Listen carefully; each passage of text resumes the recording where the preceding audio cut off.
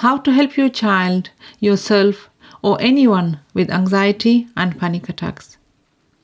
Feeling anxious is not a good feeling to have, especially when having a panic attack. Panic attacks can happen to anyone at any time. They may consist of a sudden feeling of panic, fear of losing control or going crazy, feeling of terror or hopelessness, a sense of unreality like being in a dream, fear of dying, fast heart rate, shortness of breath or tightness in your throat, feeling dizzy, feeling unsteady, hot flashes or chills, feeling sick, shaking or trembling.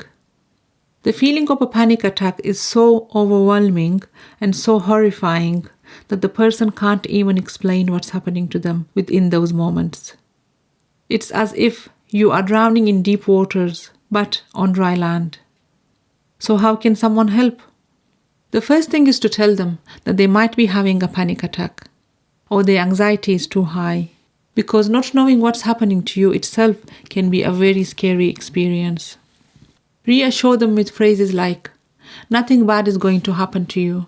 I know you're so confused and scared. It will pass. Let it pass." Number 2, remind them to breathe and breathe with them. Tell them to breathe in through their nose and blow it out through their mouth. Tell them to imagine blowing out all the fear and worry that they are feeling. They don't have to start with deep breathing right away, because in those moments, everything becomes difficult, even breathing. They might not even like hearing the word breathing at the time, but keep encouraging them to breathe. The more they focus on doing so, the more it will become deeper and calmer. Focusing on something can be really helpful. For example, I would ask my child to tell me what color are my eyes, and within seconds, them focusing on the color of my eyes would cause them to come back to the present and feel much calmer. Washing their face with cold water can also be very helpful. Number 3, listening to them, asking them how they feel without judging them. The more they talk about how they feel, the more it will help calm them down. Number 4, giving them something to eat and drink. Something sweet, something they usually like to eat. Carbohydrates are thought to increase the amount of serotonin in our brain, which has a calming effect. Foods rich in complex carbohydrates such as whole grains, for example, oatmeal, whole grain breads, and whole grain cereals. Many things can aggravate anxiety, and dehydration is one of them. Number 5, giving them the assurance that you are here for them and that they are not alone. Number 6, keeping their mind occupied most of the time, like watching their favorite program, reading, writing, talking, and listening to something, even when in the bathroom, going for a walk and going to sleep. By keeping their mind busy with other things for a while, will give their mind some rest from their own anxious thoughts, just like we give our body some rest when it needs it. Number 7, being active. Physical activity stimulates various brain chemicals that may leave a person feeling happier, more relaxed, and less anxious. Stretching is the ideal type of exercise because everyone can do it, regardless of their fitness level. When you stretch, you make your body and thoughts slow down. Walking is another easy way to get more active. Listening to something while walking is important. Otherwise, a person may tend to think about his worry, which could make him even more anxious. Number 8, staying calm and strong. To see your loved one in distress is emotionally exhausting, so you might forget about your own needs. Having rest whenever possible is very important. Number 9, sleep time. Waking at the same time every day will actually help a person sleep better at night, including weekends or days off. People with sleep problems may find eating a snack before bedtime very helpful. Caffeine can make it harder to fall asleep at night. Many people find that their sleep improves with less caffeine or only having caffeine earlier in the day, like green tea, black tea, coffee, energy drinks, soft drinks, and chocolate. Hot water bottle. As well as being great bed warmers, the heat from a hot water bottle can help to stimulate circulation and blood flow in the body. Plus, this extra blood flow can relieve stress and anxiety, helping you relax or fall asleep more peacefully. Massage also reduces stress by decreasing cortisol, a stress hormone, and increasing serotonin and dopamine that help to stabilize mood. Using massage to decrease stress and promote relaxation may help you sleep better. Number 10. Forgetfulness. Anxiety can cause forgetfulness and general inability to remember things. Writing down short notes and leaving them in an obvious places can really help. Number 11. Making decisions. Suffering from anxiety affects our decision-making abilities. Anxiety can cause some such deep angst that making any choice seems impossible. If you help simplify whatever decision they are struggling with, then they will feel a lot more relieved. What causes anxiety? Everyone's experience of anxiety is different. It's normal to feel anxious sometimes. It's how we respond to feeling threatened, under pressure, or stressed. Anxiety isn't necessarily a bad thing. It helps us stay alert, makes us aware of risks, and motivates us to solve problems. However, anxiety can be a problem if it's affecting our ability to live our lives. There are many things which could contribute to developing anxiety.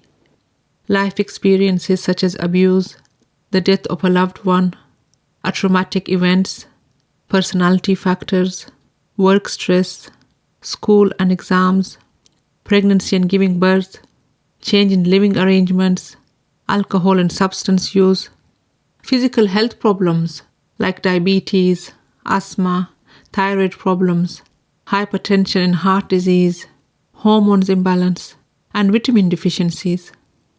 Being deficient in certain nutrients can actually cause or worsen your anxiety, like iron, magnesium, vitamin B1, zinc, B6, vitamin D, and vitamin B12. And some people are born more anxious than others. The most important thing is to recognize the signs and symptoms and seek help. And also, seeking knowledge about stress, anxiety, panic attacks, and their symptoms will actually help in controlling your anxiety.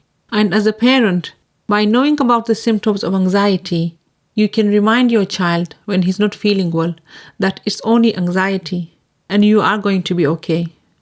Some people can be so traumatized they might try to avoid listening or learning about anxiety because it reminds them of what they go through. But knowing and familiarizing yourself with the symptoms and then reminding yourself whenever you start to feel the unease will really help things keep under control. Because if we don't know what's happening to us, then this can make us feel more anxious and worried. Just like we get scared in the dark because we cannot see what's around us. So the sooner we recognize the symptoms, the sooner we can concentrate on helping ourselves feel better. The first step is to pause for a second and observe what's going on with your body. Think about what you are experiencing. If all of a sudden you feel at all panicky, scared, confused, dizzy, with your heart beating fast, and so on, then the best thing is to remind yourself that it's only a panic attack. Nothing bad is going to happen to me. I am just feeling panicky. Having a panic attack is never easy. You probably have the urge to run for your life. But the more you remain still and try to convince yourself that you will be fine, the quicker the symptoms will disappear. You can stay where you are and let those feelings pass. Focusing on your breathing will be very useful if you remember to do so. And then you can just say to yourself afterwards, I wonder what caused my panic attack, if you haven't had it for a while. Maybe that particular situation made me anxious without me even realizing it. You can do the same when you have upsetting thoughts that you wish you didn't have. Recognize when an anxious thought comes to mind. Acknowledge and recognize it for what it is. A thought, nothing more and nothing less. Observe the thought with interest and curiosity. Notice it and its impact on your body and feelings. Just allow it to be without judging, reacting to, or changing it in any way. After fully recognizing and observing your thoughts, you can choose to let them go. You might find it helpful to imagine your thoughts as clouds floating in the sky. They float in and eventually change shape or disappear. The more symptoms we know, the faster we should do something to bring down our anxiety. There once was this baby who picked up a cube of ice to play with it, and then very soon it started hurting her because it was very cold. So instead of dropping the ice cube, she just started screaming while still holding the ice cube in her hand, not realizing that the pain will soon disappear if she drops the ice.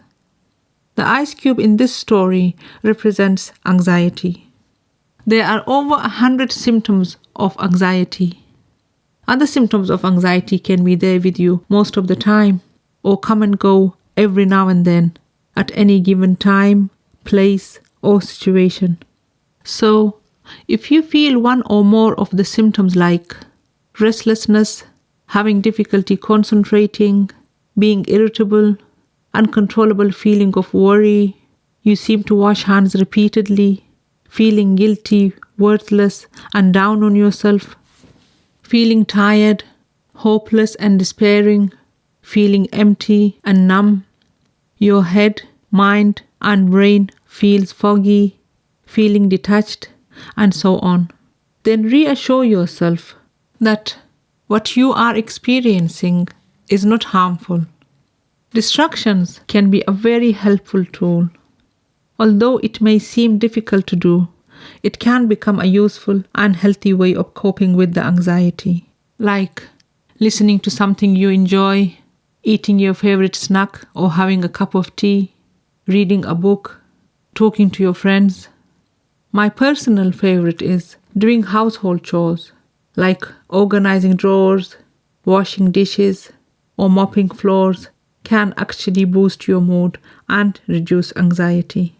Decluttering and cleaning promotes a positive mental attitude and can have an energizing effect. Very often, once you move on to another activity, taking your mind off your symptoms, you will start to feel better. The aim should always be not to surrender to the anxiety, but stand up to it. Life is unpredictable, but it's not as hard as sometimes we imagine it to be. You can say to yourself, it is very hard, but I'm not going to let the anxiety ruin my days and nights and other simple things in life. For example, it's just like when you're scared whilst walking in the dark.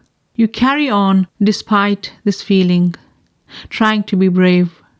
Hardship and challenges make us stronger, and without them, life becomes somewhat meaningless because we have nothing to compare the good times to. Let that hardship make you grow stronger, wiser, calmer, and therefore capable of dealing with hard times when they arise. Learning to tolerate and deal with uncertainty is the key to reducing your worry and anxiety. Your mind is incredibly powerful and can learn to control anxiety, whatever the reason.